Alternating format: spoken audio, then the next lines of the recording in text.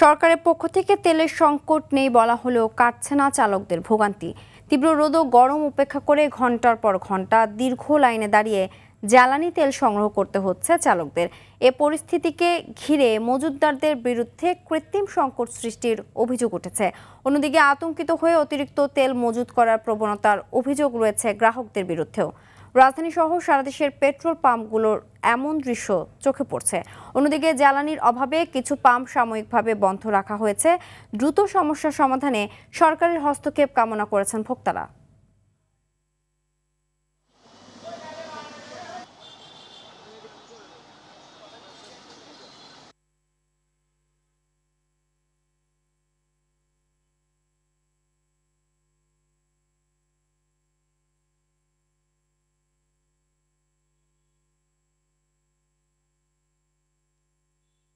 দর্শক, এই মুহূর্তে শাহবাগে মেঘনা ফিল্ম স্টেশনে রয়েছেন সহকর্মী বিপুল দেবরায়, সরাসরি যুক্ত হচ্ছে সেখানে।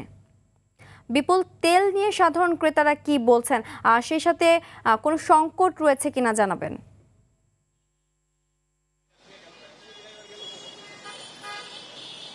সিনথিয়া, ভোরের আলো ফোটার আগে থেকেই এই তেল নেওয়ার জন্য চালকরা অপেক্ষা করছেন এই পেট্রোল পাম্পটিতে।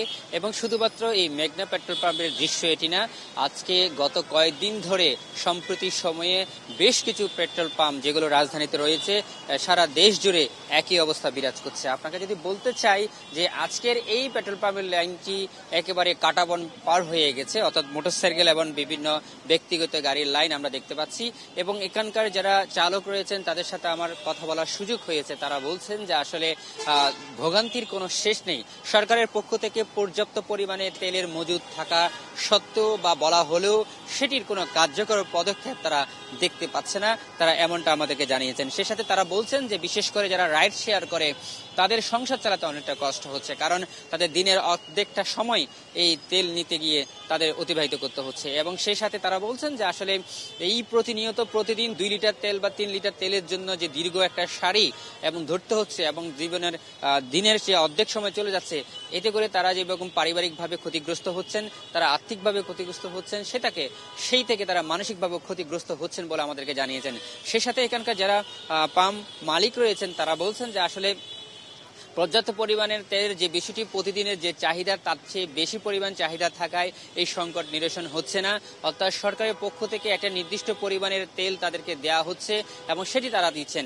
তবে তারা বলছেন যে আসলে মজুতদার যে বিষয়টি সেটি হয়তো রাজধানীতে তেমন একটা নেই বললে তারা দাবি করছেন। তবে আমরা চালকদের সাথে কথা বলেছি, মাঝে মধ্যে বিভিন্ন ড্রামে করে বা বিভিন্ন মাধ্যমে তারা তাদেরকে এই মজুতদারদেরকে তেল দেওয়ার যে বিষয়টি সেটি তারা আমাদেরকে জানিয়েছেন।